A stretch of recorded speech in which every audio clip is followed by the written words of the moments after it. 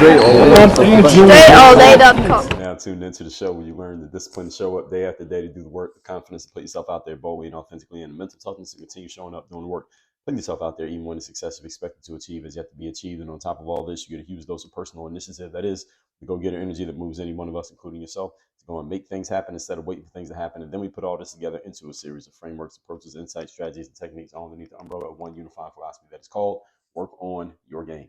My name is Dre Baldwin, also known as Dre All Day, and welcome to the show. And today's topic is how lawfare works. Not warfare, but lawfare.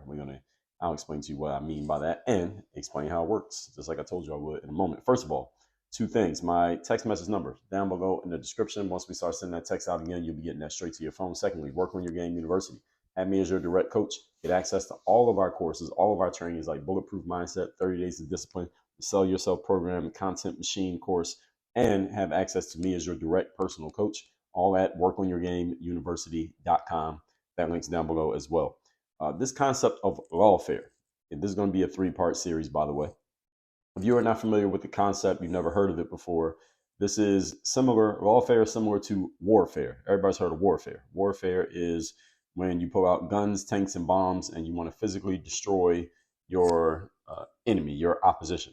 Lawfare is about destroying your opposition, but instead of blowing their bodies up and decimating their towns and knocking down all their buildings and raping the women and putting the children into slavery while killing the men, instead of doing it that way, what you do is you use the law, right? So literally, lawyers, court cases, and lawsuits to financially destroy your opponent, which often completes the same, it gets to the same outcome as warfare would, just without the physical destruction. So it's the exact same thing, just without the blood, sweat, and there may be some tears as part of the deal.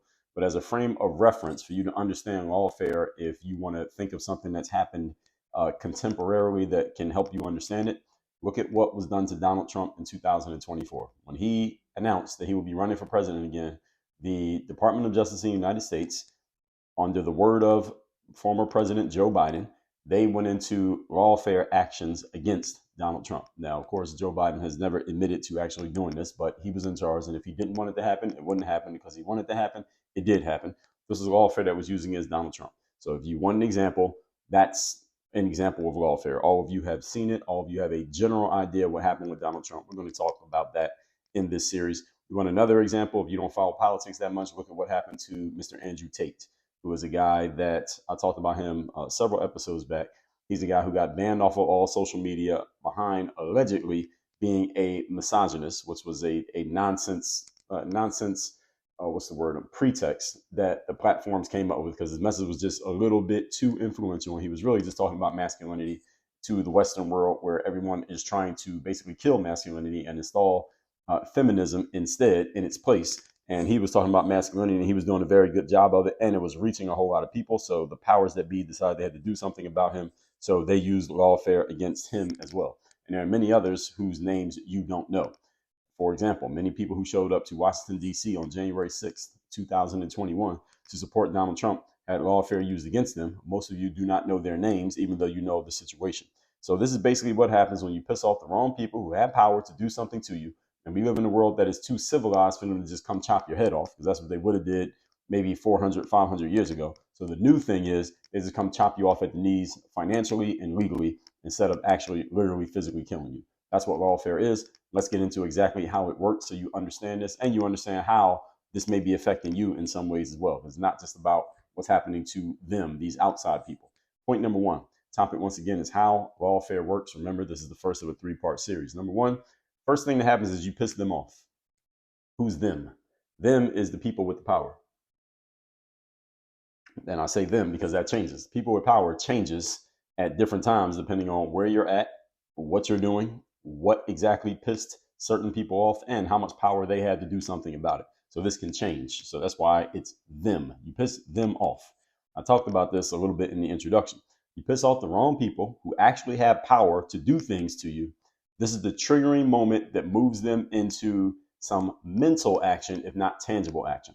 What I mean by mental action is they start thinking about what they might need to do to or about you because you have pissed them off. They might end up doing nothing, but they might actually end up doing something. So, for example, Donald Trump pissed off enough people in Washington, D.C. when he claimed that the 2020 election was stolen from him, and his furthering of the situation by trying to run for president again in 2024.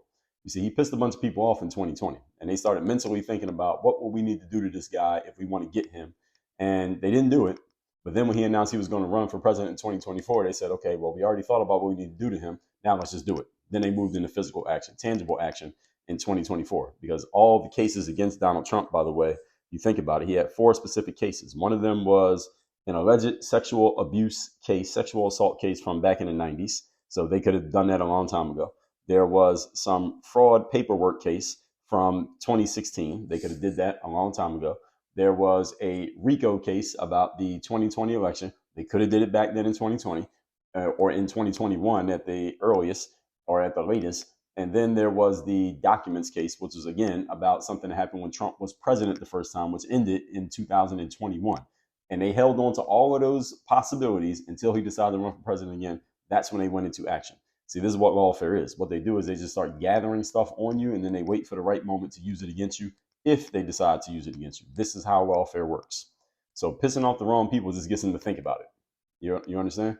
And if Trump had simply gone away and faded off into the sunset after 2020, when Biden was installed as president, none of the lawfare that came later would have happened.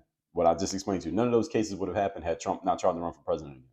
Now, while many people disagree with Donald Trump's behavior regarding the 2020 election that he holds on to was taken from him dishonestly, and there's a lot of credibility behind that claim, and none of us will ever really know what really happened with the votes in 2020. There's a lot to be questioned about it. People were not going to bring the legal system against Trump until he showed that he was going to try to get back into power. That's when they started using it. That's when they went into action. It's the same thing with Andrew Tate for different reasons. He was a guy on the internet, basically just talking shit, saying what he wanted to say, and which is what a lot of people do. I'm on the internet talking shit right now. It was the reality of his messaging becoming very influential and drawing a whole lot of attention that got people mad. It wasn't what he was saying, because the things that Andrew Tate says are not that different than what a lot of people are saying on the internet, specifically men who are talking to other men about how to be better as a man, how to be more masculine, etc. Not going along with the things that what Andrew Tate labels the matrix, not going along with these things like putting the mask on, taking jabs just because they tell you to take one, allowing a boy to become a girl and acknowledging that a boy can become a girl, teaching your boys to be more like women and not be masculine, or what many people call toxic masculinity, the things that many men talk about that get labeled toxic masculinity. See, he was talking about these things. He was not the first to talk about them. He's not the only one to talk about them. And there's plenty of people talking about it still to this day. The difference is he was so influential with his message. That's what really pissed them off. Not the exact thing that he was saying, because they can't ban everybody. There are too many people talking about it for them to ban everyone who's talking about it.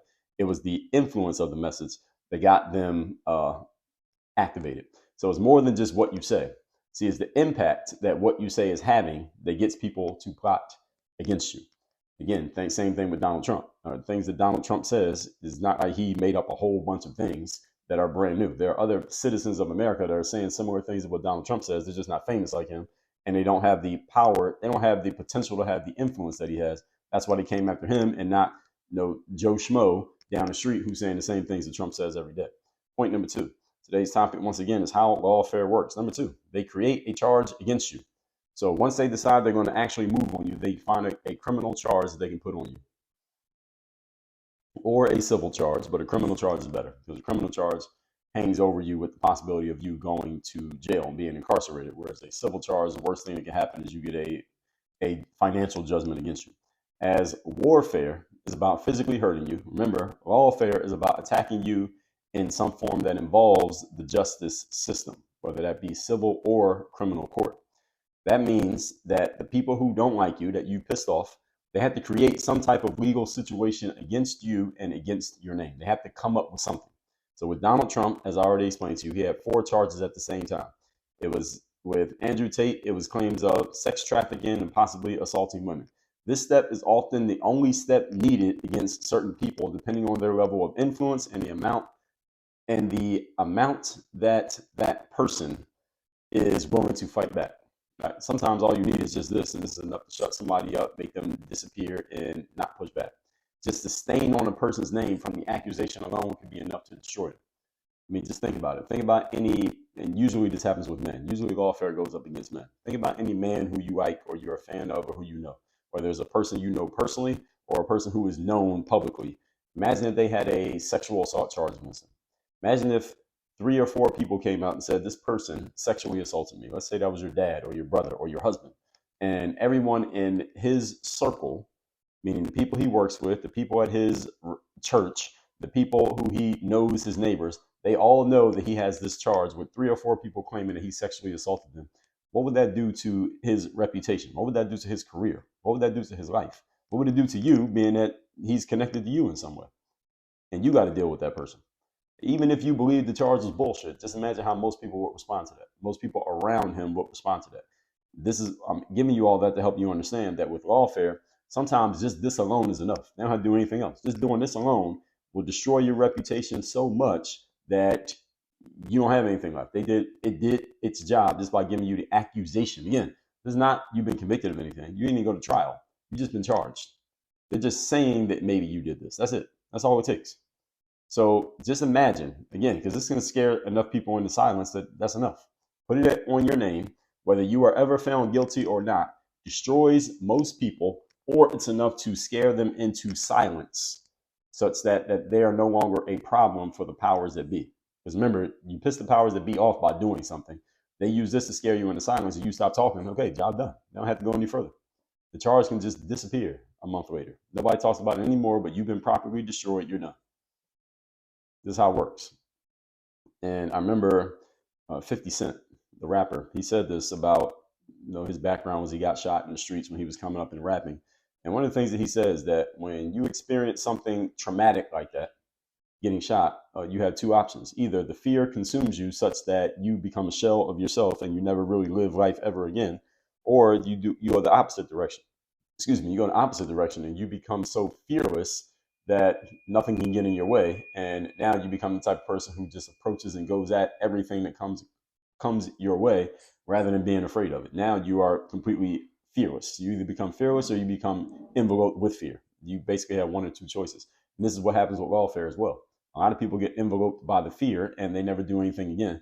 Then you have the people who fight back against it, like the Donald Trumps and the Andrew Tates, and they become even bigger because of their willingness to fight back, their willingness and ability to fight back. Let's not forget about that. We'll talk about that as we go further into this series.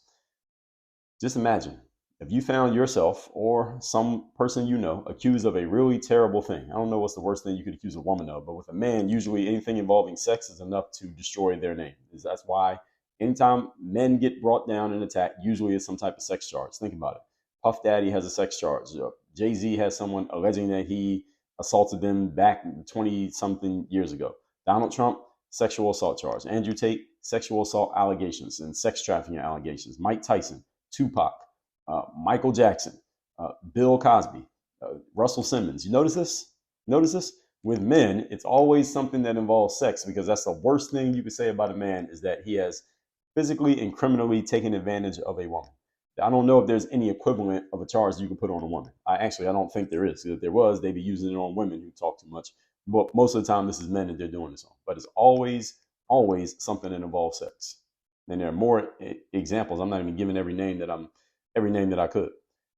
Understand, if this would happen to you or to some man who you know, if you're a female listening to this, something that would embarrass you or shame you, or it's meant to embarrass or shame you, even if you believe that you're innocent and you know that you're innocent, think about how most people are going to respond to that. Most people just listen to what they're told in the media, especially if they're told something negative about a person who they already are predisposed to not like for whatever reason, because they heard of you and they know who you are and they already don't like you. So they're looking for a pretext to not like you, or they never heard of you before. But then when they hear about you, they hear about the terrible thing you were charged of. Then they hear some other corroborating information that makes them not like you, such as you're a registered Republican, such as you're a Trump supporter, such as you're a white, such as you did something that they are staunchly against, or you support something that they hate. That's a good enough reason for them to just believe any nonsense that's negative about you because they already don't want to like you. They're predisposed to not like you because of the connection point that is given in the news item about you.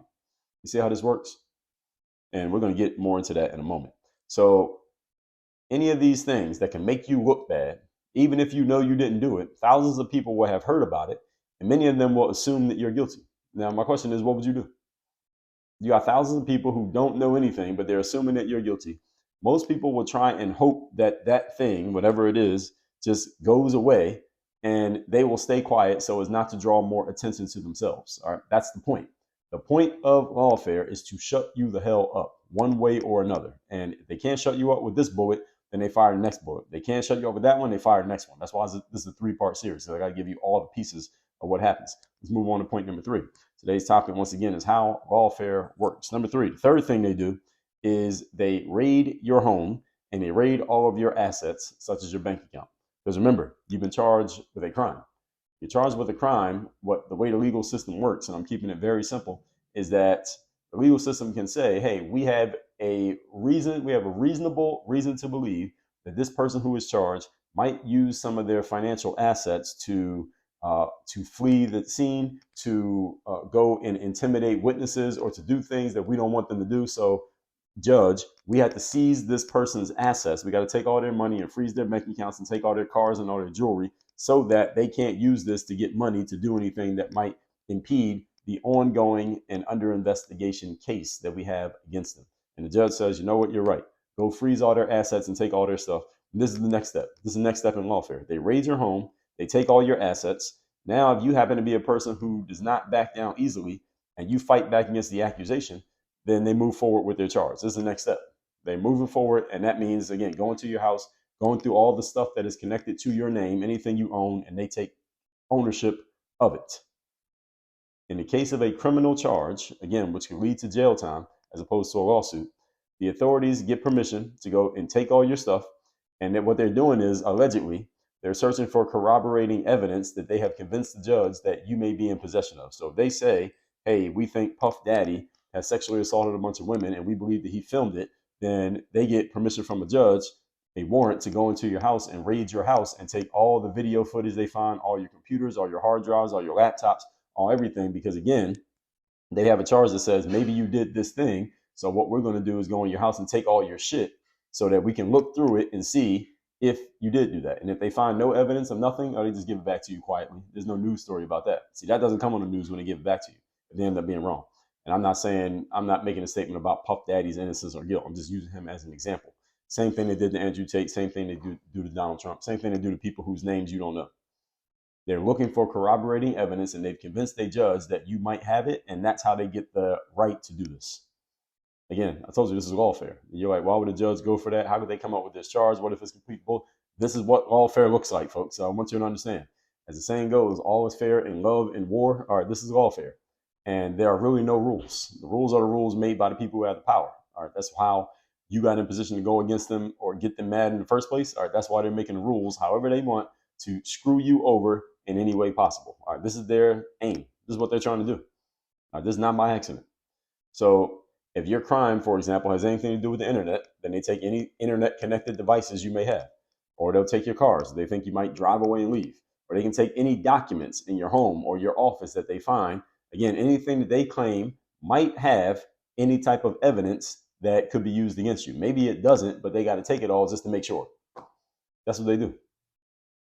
You may be wondering if this is legal. Again, yes, it's legal, because the people who are doing it to you are the ones in charge of the laws. They can do whatever they want. This is how it works, folks. And tomorrow we're going to get even further into this. Let me recap the first 3 points, and tomorrow we'll get into the next one. So today we're talking about how lawfare works. Again, it's going to be a 3-part series. So lawfare is just like warfare, but instead of using guns and tanks to kill you, they use the legal system and the judicial system to destroy your reputation, to take away your will to fight, and to take away your financial ability to fight back, and to smother your name, or smear your name rather, amongst the populace. And first 3 pieces of what they do. Number 1 is that you piss them off. You piss somebody off because your message is hitting a little bit too close to home and getting the wrong people mad. That's the first thing to get you on the radar. Number 2, they create a charge against you. When they decide to finally move, they create a charge against you, some type of criminal charge often, and a civil charge to boot if they even want to do that. The whole point is that now they can go and take your shit, take stuff away from you, freeze your assets so you can't fight against them, and they're making your name look bad in the public. And we're going to get more into that as we move forward in the series. The next one is, again, they raid your home, they freeze your assets. You don't have access to any of your money or anything, at least that is connected to your name, that you have control over. And now you're sitting there like, all right, so I pissed these people off. They created a charge against me. I got to go fight this in court. Yet they just froze all my assets. So how am I going to pay my lawyer all this is going through your head, and you haven't even gotten it in front of a judge yet in a court of law yet. And any of you who knows anything about the legal system, how long before you are charged with something in between then and the time that you actually get to argue your case? That could take months. It could take years before that happens. And the entire time, a bunch of people, every time they Google you, all they're seeing is this charge against you. And again, you remember, most people don't read, most people don't think, and most people are lazy. So what's happening to your reputation while all this is going on? Think about that. Tomorrow, I'm going to tell you what happens. But between now and then, go to workonyourgameuniversity.com. Make sure you are securing me as your direct coach so that we can get to working on putting the right pieces in place so that you are fortified. So if any type of nonsense like this, even on a smaller scale, were to happen to you, you already have the pieces in place to fight against it. That's workonyourgameuniversity.com. Tomorrow, we get into part 2. Work on your game. Dre, all